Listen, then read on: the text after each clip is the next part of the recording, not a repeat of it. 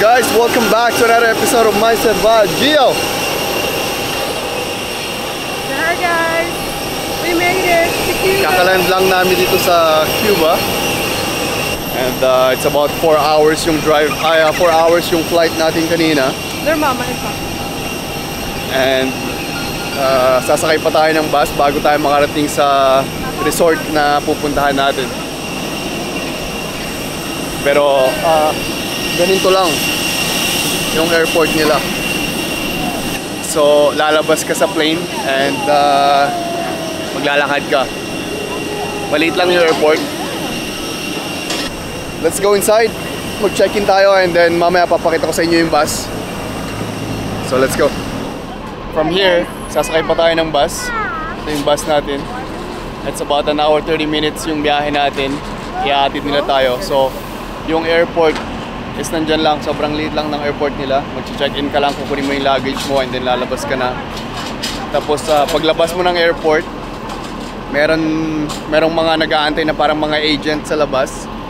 And sasabihin mo lang kung saan yung destination mo. So yung destination namin is Paradisus, Cayo Santa Maria. So sasabihin nila sa'yo yung bus number na sasakyan mo kasi maraming mga bus na nag-aantay dito. Iba-iba yung mga destination nila. So 4958 yung bus namin, which is this one. So sasakay na kami dito about an hour 30 minutes. So makarating na tayo sa destination natin. So yeah, ganito lang sa Cuba. Yung airport is hindi ganun kalaki. Hindi katulad ng iba yung airport natin sa Montreal sa Canada. Talagang pagka pumasok ka, parang madami kang security na pagdadaanan bago ka makalabas. This one is just going in and going out. Kukunin mo yung luggage mo, nandun na kagad. And dito pa lang sa airport, marami nang nagbebenta ng mga beers. Nag-offer sila ng mga beer. Hindi beer yung hanap ko ngayon. I think coconut. I want coconut. That's the first one na gusto ko inumin. So yeah, tara, sakay na ako sa bus and kita-kita tayo mamaya dun. Nag-stop tayo dito in the middle of the road. Sabi nung tour guide namin, Cuban washroom daw. Tapos tinanong ko kung bakit Cuban washroom. It's because there's no washroom, it's open. So you choose. Mamili ka kung saan mo gusto umihi. But the view is good. Dito tayo sa gitna ng tubig. So dito na tayo sa Santa Maria. So merong toll all the way there. Kanina, nagbayad kami ng toll. And then mahaba siya na road all the way there. And yeah, so mag-stop lang kami ng 5 minutes dito. Ihi yung mga gusto umihi. I think kaya nila sinabi na mag-washroom dahil doon sa loob ng bus kanina maraming uminom ng beer. So I mean, pag uminom ka ng beer, maiihi ka talaga. So yeah, dito lang tayo. Hintayin natin yung mga iihi. And mamaya balik lang tayo sa bus. Inano mo na daw ba yung Cuban rescue? Sabi ng babae. Yeah. Dapat i-document mo daw yun.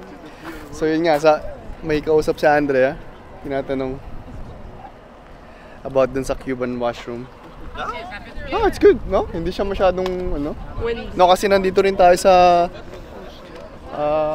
ocean, water, kaya hindi rin siya ganun kainit. Maganda yung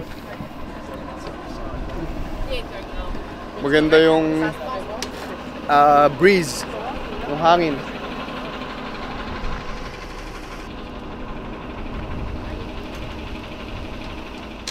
So yeah guys, nandito na tayo. We're here. And mag-aalas 3 na. Kakain muna tayo ng lunch. Medyo gutom na kami. Nag-check-in na kami kanina dun. Pero hindi pa kami pumunta sa room namin. Kasi wala pa kaming breakfast, wala pa kaming lunch. So yeah, tara kain muna tayo. Tignan natin anong pagkain nila. Not expecting anything kasi by 3 magko-close to mga to. So yung mga nandito sa mga loob, malamang parang tira-tira na lang to. So tignan lang natin kung anong pagkain sa loob. Kain tayo saglit and papakita ko sa inyo yung room mamaya. Pero parang walang tao ngayon dito, parang medyo empty tong ano, tong buong resort. Wala masyadong tao. But hindi pa namin naikot ng maayos kaya we don't know. So we'll see kung ano yung makikita natin dito. So tara.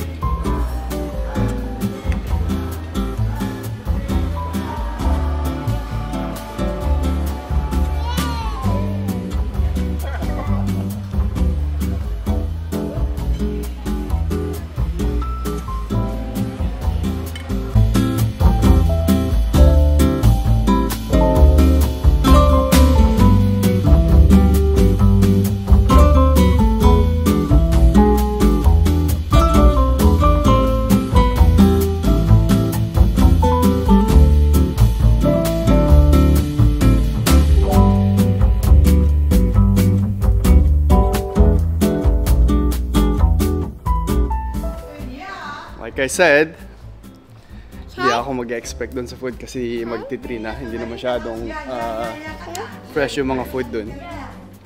Pero gutom na kami, so kumain pa rin kami. Pag ganito kasing oras, usually sa mga buffet na ganito, yung mga parang yung mga natira na lang yung mga makakain mo. Kaya kailangan mo rin pumunta ng mas maaga kapag gusto mong kumain ng yung mga masasarap na pagkain nila sa buffet. Kaya mag-check-in muna tayo. Kunin namin yung luggage namin kasi nandun pa sa lobby kanina. Iniwan namin sa lobby yung mga luggage. Sinabi lang namin na kain muna kami kasi ang akala kasi namin 3 PM magsasara sila sa buffet, but parang 3:05 na open pa naman sila, so we're not sure. But pupunta na muna kami sa sa lobby and mag-check-in na.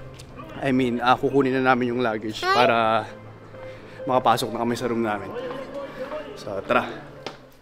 So yeah guys, kanina after naming kumain ng lunch, medyo late na kanina yun, mga 3 na yun, 3 PM. Kinuha namin yung bag namin, tapos nag-check-in na kami dito sa room. But sobrang pagod talaga kasi December 25 ngayon, and may mga bisita rin kami sa Montreal nung kagabi, kaya wala pa kami masyadong tulog. Kaya kanina pagdating namin dito sa room, nag-nap muna kami.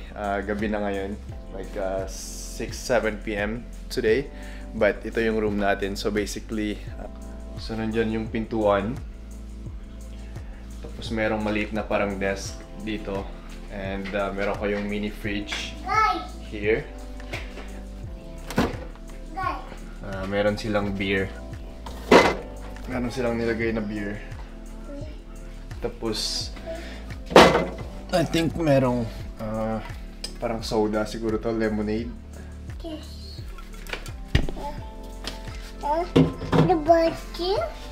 Yeah, tapos meron kayo parang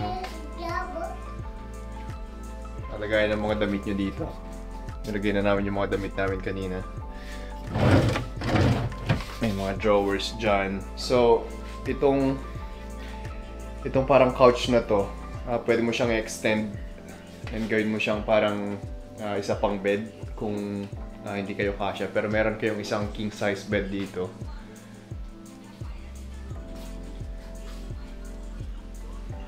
Meron kayong TV. And dito yung washroom. So merong shower dito sa side na to. Diyan yung shower. Actually, dalawa yung shower head niya. Ito yung isa. Luwag.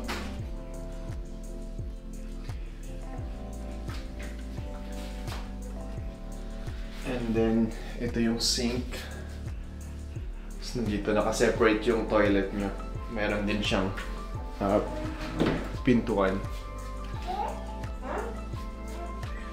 And then, and Sandria.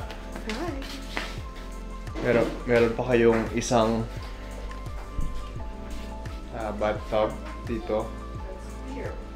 And then, so yung nakuha naming room is swim out.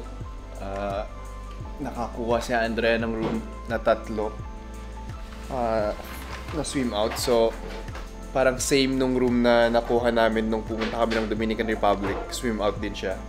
So, paglabas mo, meron kang sariling pool dito sa balcony ng room nyo. So, tara, tignan natin. Medyo madilim. Wala sila masyadong ilaw dito. And, parang napansin namin na wala masyadong tao. Kasi yung mga rooms, syempre meron tayong piña colada.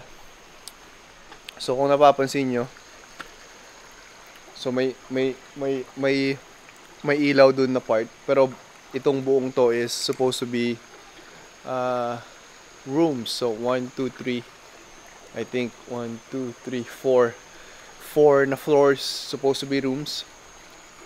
But for some reason, parang wala masyadong tao na naka-check-in. We're not sure. Hindi pa namin masyadong naikot yung buong lugar, pero nakikita mo yung mga rooms, parang ito, merong isa dito. And merong mga mangilan-ngilan dito sa part na to na may mga ilaw sa rooms nila, but mostly parang empty. Ito yung swim out natin. So meron kaming sariling pool dito sa likod ng room.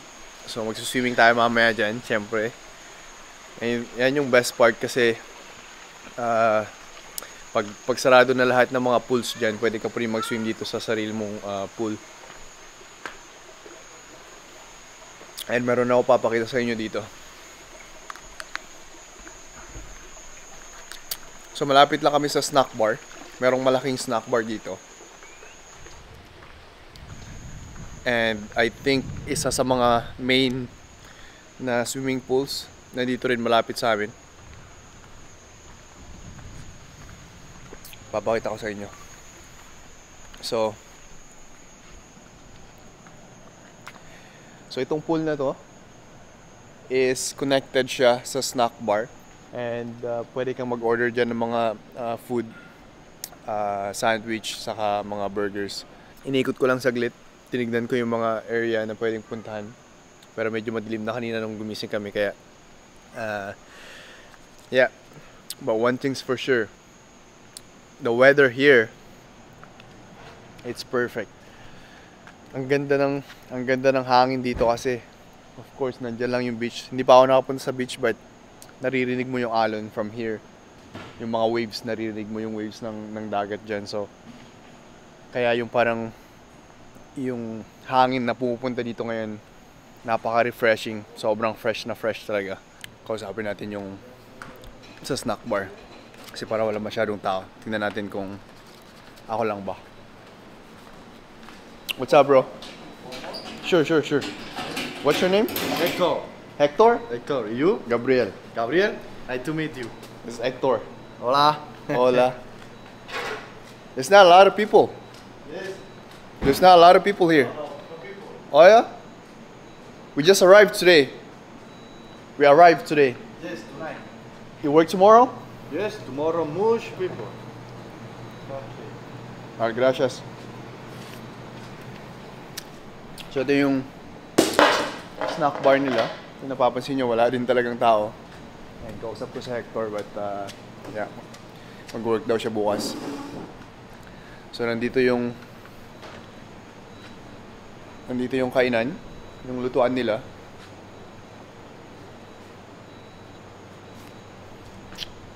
Ayan, nandito yung bar.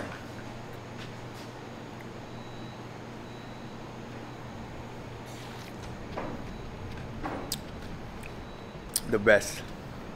Hector, what time you close here? No, 24 hours. Oh, 24 hours. Yes. Oh, so you work until tomorrow? Yes. Here. Finish the work tomorrow. Okay, 24 hours. So it's a good news, 24 hours. Ang ganda talaga ang ganda ng hangin dahil sabi ko nga sa inyo yung dagat is nandito lang sa side na to. Bigyan natin sa Hector ng something. Hector, do you have kids? Are you married? Do you have kids? Kids? Yes. Baby? Baby. How many? Four. 4 years old? 4. Okay. I'm gonna go get something. I'll give you something, right? Okay, buddy. I'll be back. So bigyan natin ng something sa Hector. Para ibigay niya sa anak niya, 4 years old. Before COVID daw is 15 pesos, Cuban pesos yung isang tomato. And then after COVID, naging 35. 315? Wow, so naging 315. That's a big inflation. Kunin natin. Marami kaming dinalang chocolate here sa Cuba. Kasi usually talaga pag pupunta kami ng Cuba, marami kaming mga dalang mga kung ano-ano. But last year, December 25, dito kami nag-Christmas. Hindi dito sa hotel na to, pero sa Cuba kami nag-Christmas last year. Marami na naman kaming mga dalang mga chocolate. So this year, it's the same thing. Bumili ako ng mga chocolate sa Walmart and ipapamigay din natin dito sa Cuba. So there you go. Bigyan natin kay Hector. For sure, magugustuhan nila to. And bigay niya sa anak niya. Bigyan natin sila ng something because today is Christmas. And 24 hours but walang tao. So I give it to your baby. Oh, thank Merry you, sir. Christmas, bro. Thank you so much. Thank you so much, buddy. No problem. Oh, no it's problem. beautiful. Yeah, eh? yeah. Give it to Thank you. the baby. Okay, buddy. Thank you. No problem, no problem. Okay. Thank you. Magbibis mo na kami, kakain tayo ng dinner and then for sure mamaya mag-swim tayo sa pool kasi yan yung pinuntahan natin dito. So yeah. Kita-kita tayo, kain muna ako. So yeah guys, nakapag-dinner na kami and much better yung dinner nila, sabi ko sa inyo eh. Kasi kanina nung nag-lunch kami medyo late na yung punta namin kaya wala na kami masyadong food na nadatnan. Pero kaninang dinner marami na silang food ulit. And yeah, so kanina di ba nabanggit ko sa inyo na wala masyadong tao dito. Nakikita natin yung mga rooms is parang medyo empty, walang mga lights.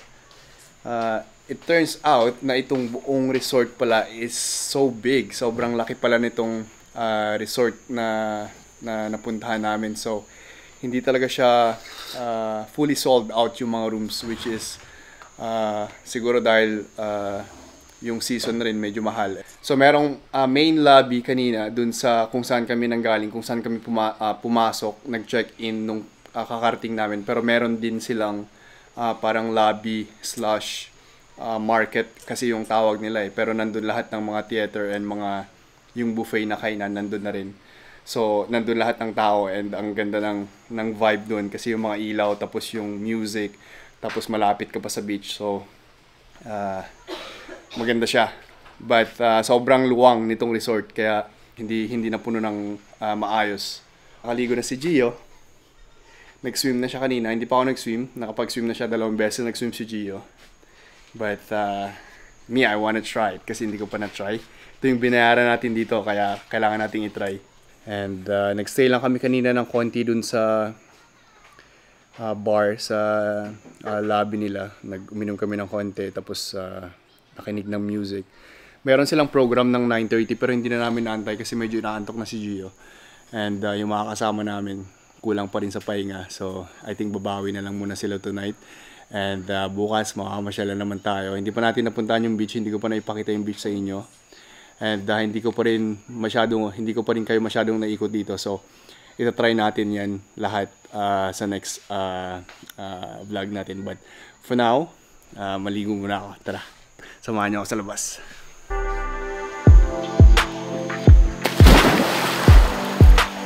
Woo! Oh yeah.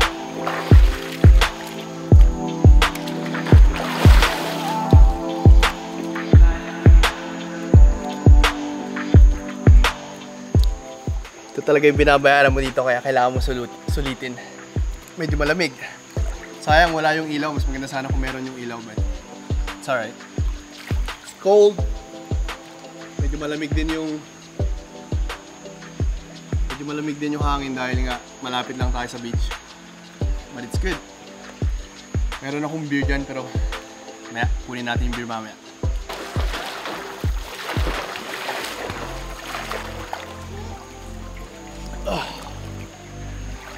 Lamig ng tubig, pero sarap. It's nice. Today is December 25. Shoutout pala sa mga kaibigan natin dyan sa Montreal, yung mga hindi natin napuntahan yung birthday ni Kaya. So, butiin na lang natin siya ng happy birthday. So, happy birthday Kaya. Next time, sana makapunta na kami kasi parang 2 years in a row na kami hindi nakapunta. So, bawi kami next time.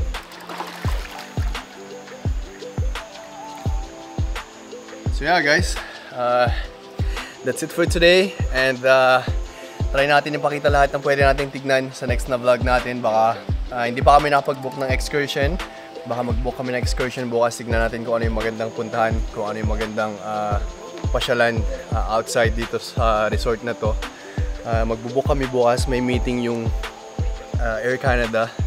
So pupunta kami dun 10:30 ata yung sinabi nila, 10:30 AM. So pupunta kami dun bukas para tignan kung ano yung mga sasabihin nila sa amin.